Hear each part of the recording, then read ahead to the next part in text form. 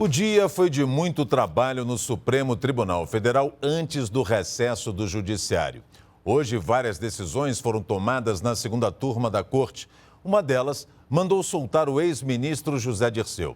E ainda ontem à noite, o ministro Edson Fachin frustrou mais uma tentativa da defesa de Lula para libertar o petista. O repórter Paulo Leite acompanhou toda essa movimentação e tem os detalhes. Boa noite, Paulo.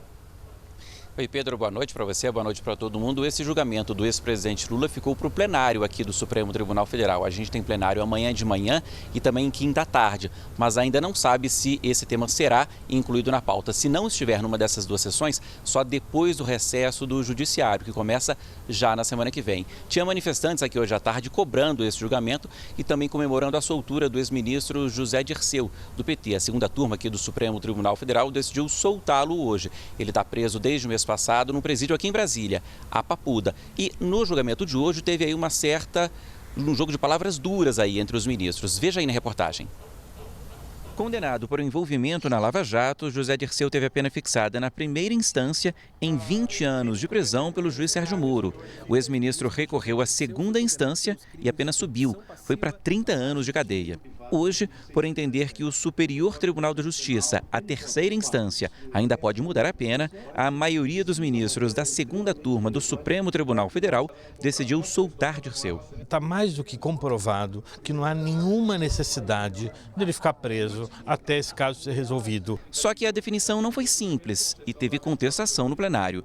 O único a votar para manter a prisão de Dirceu, o ministro Edson Fachin disse que a liberdade do petista contraria a decisão do Supremo, que permite prender depois de uma decisão de segunda instância. Reputo, no mínimo, inconveniente que esta segunda turma produza julgamento destoante da orientação do plenário. Ministro Fachin, o meu voto se baseia na plausibilidade do recurso no que diz respeito à dosimetria fixada. Não estou contrariando o plenário. Ou seja, Toffoli argumentou que o voto dele não tem a ver com a permissão de prender depois da decisão de segunda instância, e sim com a possibilidade de mudar a pena.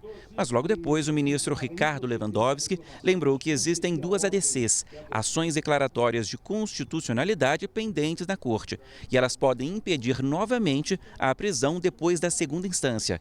A pessoa só seria presa quando não houvesse recurso possível em nenhuma instância da Justiça.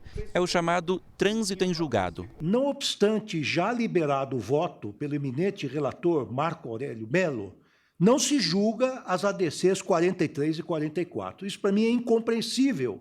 Pouco antes, numa decisão parecida, o tribunal mandou soltar o ex-tesoureiro do PP, João Cláudio Genot, condenado a 9 anos de prisão, também por envolvimento nos esquemas criminosos descobertos pela Lava Jato. Ele vai aguardar em liberdade o recurso que apresentou ao Superior Tribunal de Justiça. Teve mais 2 casos de políticos aqui hoje importantes aqui no Supremo Tribunal Federal. Um deles diz respeito à senadora Gleice Hoffmann, presidente do PT, o Partido dos Trabalhadores.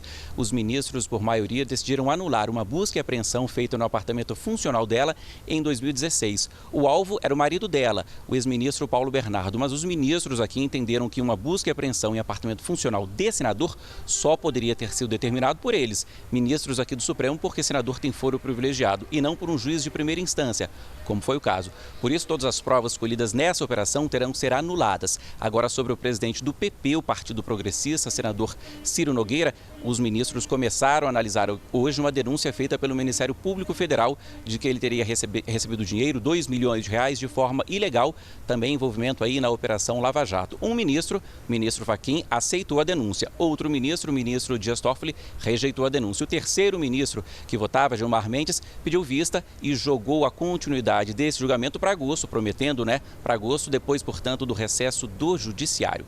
Você, Pedro. Obrigado, Paulo.